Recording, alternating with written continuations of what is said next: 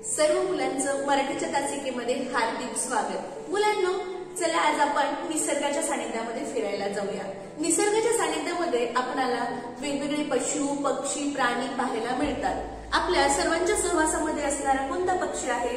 आपल्या सर्वांच्या सहवासामध्ये असणारा पक्षी म्हणजेच चिमणी। अगदी बरोबर आहे, चिमणी आपल्या सर्वांच्या सहवासामध्ये असते। ही चिवताई आपल्याला अंगणामध्ये कधी दाणे टिपताना दिसते तर कधी चिवचिव करताना दिसते। तर अशीच ही कविता कवी कुसुमाग्रजांची कविता आहे उठा उठा चिवताई। ही कविता आज आपण अभ्यासणार आहे। चला तर मग कवितेकडे वळूया। उठा उठा चिवताई।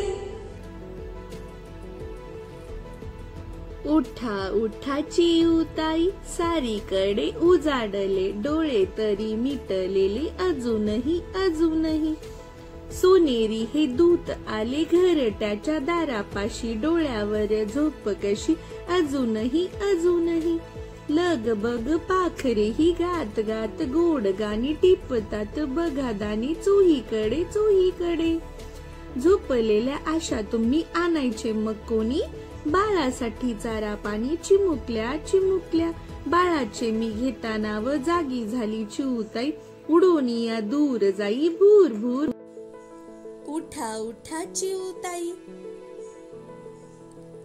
उठा उठा चिवताई या कवितेतून आज आपणाला हे शिकायचे आहे की कवितेतील कवीने अतिशय सुंदर पद्धतीने चिमणीचे वर्णन केले आहे आणि चिमणी आपल्या बाळासाठी कोणतेही कष्ट करण्यास तयार आहे।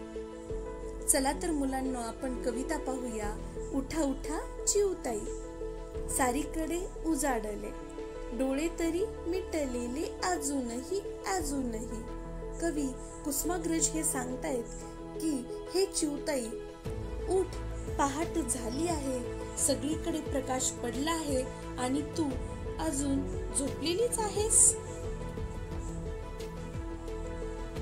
सोनेरी हे दूत आले घरट्याच्या दारापाशी, डोळ्यावर झोप कशी अजूनही अजूनही।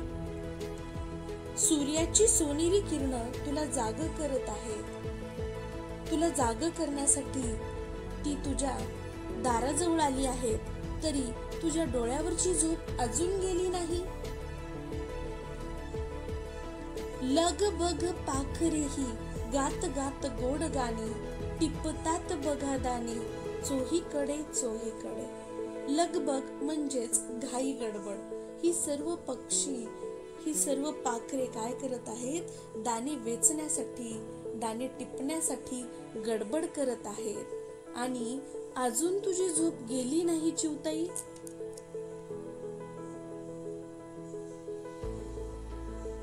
झोपलेल्या आशा तुम्ही आणायचे मग कोणी, बाळासाठी चारा पाणी चिमुकल्या चिमुकल्या। चिवताई, तू जर अशी झोपून राहिलीस तर तुझ्या बाळासाठी चारा पाणी कोण आणणार आणि तुझ्या बाळाच्या चारा पाण्याची व्यवस्था कोण करणार? बाळासाठी चारा पाणी चिमुकल्या चिमुकल्या। बाळाची मी घेताना व जागी झाली चिवताई, उडोनिया दूर जाई भूर भूर भूर। जेव्हा या कवितेतील कुसुमाग्रज म्हणजेच या कवितेचे जे कवी आहेत कुसुमाग्रज, त्यांची ही कविता त्यांनी बाळाचं नाव घेतल्यानंतर ही चिवताई जागी झालेली आहे। बाळाचे मी घेताना व जागी झाली चिवताई, उडोनिया दूर जाई भूर भूर भूर। ज्यावेळेस चिवताईच्या बाळाचं नाव घेतलेलं आहे तेव्हा ही चिवताई कुठे गेलेली आहे? उडून दूर गेलेली आहे। कशासाठी गेलेली आहे? तर तिच्या पिल्लासाठी, तिच्या बाळासाठी ती चारा आणण्यासाठी काय झालेली आहे बाळांनो? दूर उडून गेलेली आहे। तर मुलांनो, या कवितेमधून आपणाला हे शिकायला मिळालं की आई कोणत्याही रूपात असो, प्राणी असेल, पक्षी असेल किंवा मानव असेल, तिचे आपल्या पिल्लांवरचं प्रेम हे अगणित असतं। तर मुलांनो, आणखी एका नवीन कवितेसह आपण लवकरच भेटू। बाय स्टुडंट, धन्यवाद।